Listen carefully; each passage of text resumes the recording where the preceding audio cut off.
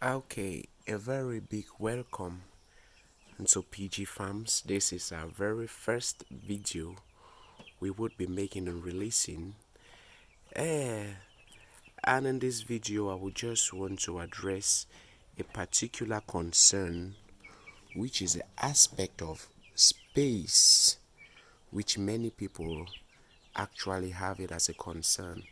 They actually intend to start up a farm, but they realize or they have a particular issue of not having appropriate space.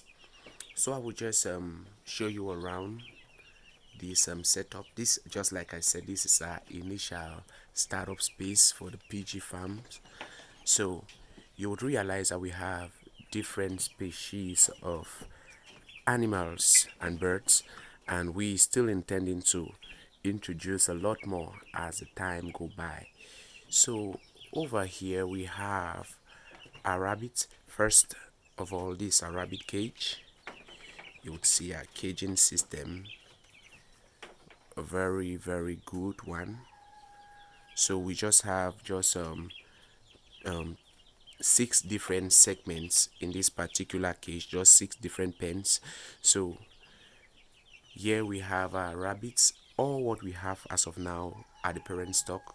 So we have our rabbits, 1 buck and 2 does. Here they are. This is one of the does, 1 and 1. We did an attempt to cross, I think just 2 days back.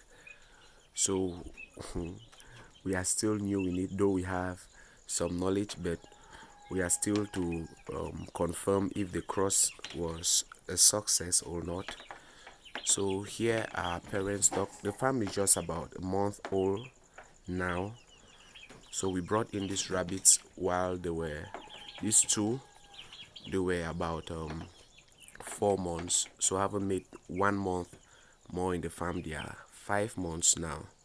So these are a hybrid broiler chicks.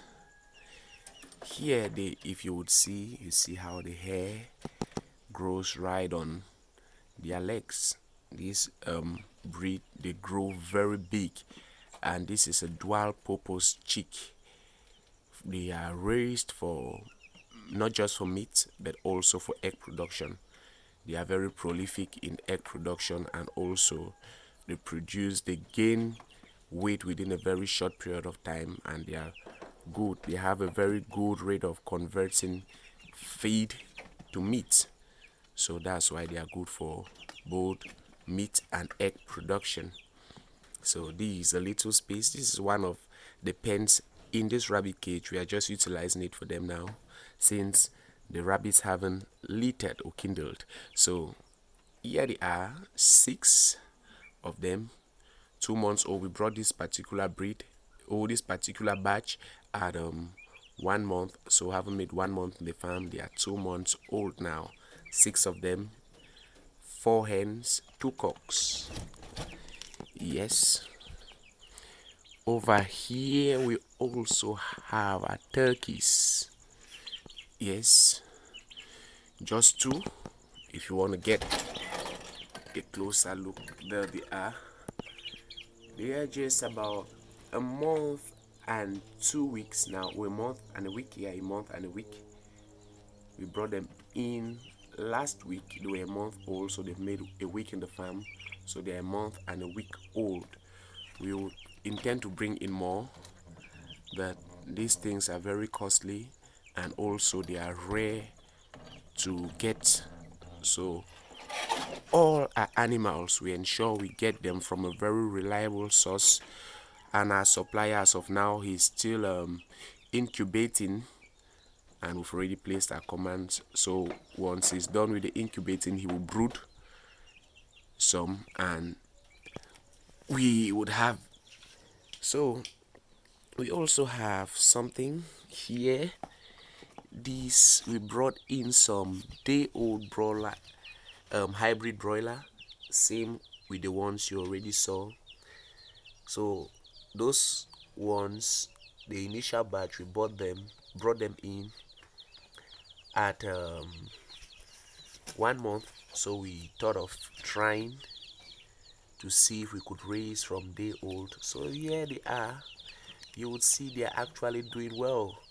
They've been 4 days now in the farm, and we are grateful to God we haven't lost any. All the 10 are still here. They are still strong. Though we've been having some challenges, it's not been easy for these 4 days. Uh, the major complaint or the major challenge we've experienced with them is a condition known as pesty buds. Yeah, a condition known as pesty buds. I've been trying to manage it my own way. Um, if in the course of the day I encounter any of those cases again, I would show you what it actually means and how I manage it on my own. So you would also have to learn. So if you ever encounter such a situation, you would know how to handle it. Pest, but let me just say, it's just a situation where the chicks, they poop or they pass out their dropping and it gets stuck in the orifice where they defecate, so it get accumulated and hardens at that particular point. This particular chick, continually he has been suffering from that particular condition. I've been attending to him over and over. I think I've attended to this particular chick about thrice. So let me see now how he's faring to see if he still has that condition. Yes, you will still see it. This is what we are talking about, though now it's not very much pronounced, but you can see the feces have accumulated. Let me show you something.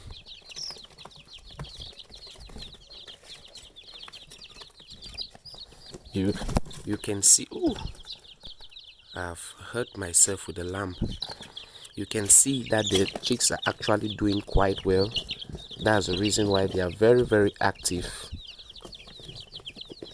If they were not doing well, it would have been easy to get, but now they are doing quite well. So it's quite difficult to get anyone. Okay, you can see the board of this one. It's actually clear, nothing.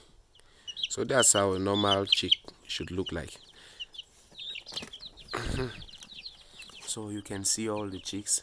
So in the course of the day, or I would release another video to show you how I remedy that situation, because it's not actually very much of a problem, but it can actually kill the chicks. That's why brooding chicks, because you can see this is a local brood setup.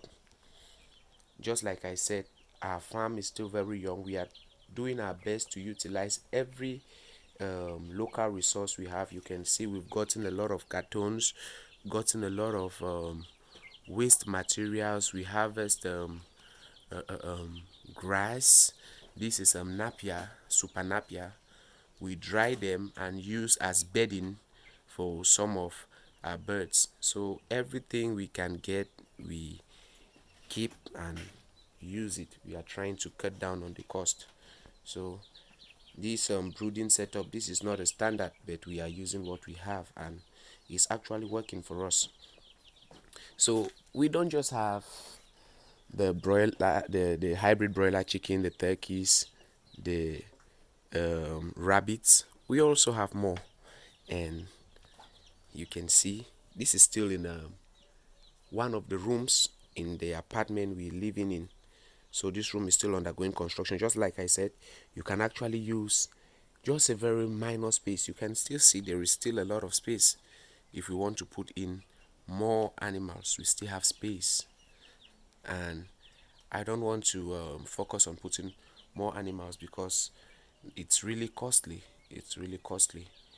So we've spent a lot on getting all these parent stock, because just like I said, we ensure that we get all our animals from reliable sources, and it's quite expensive, I would say. Quite expensive. And we don't just have this, we also have oh, I know you'll be surprised, still in this same room we have our duck and our ducklings. So we went to get some ducklings to start up the farm with, and we were just so fortunate. We have 11 ducklings and the duck mother.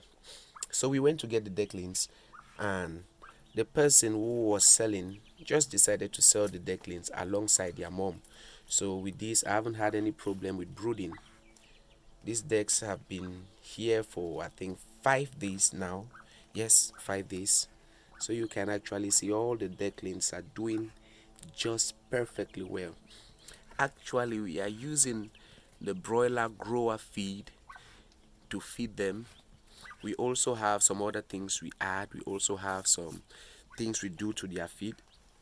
You can see moringa leaves.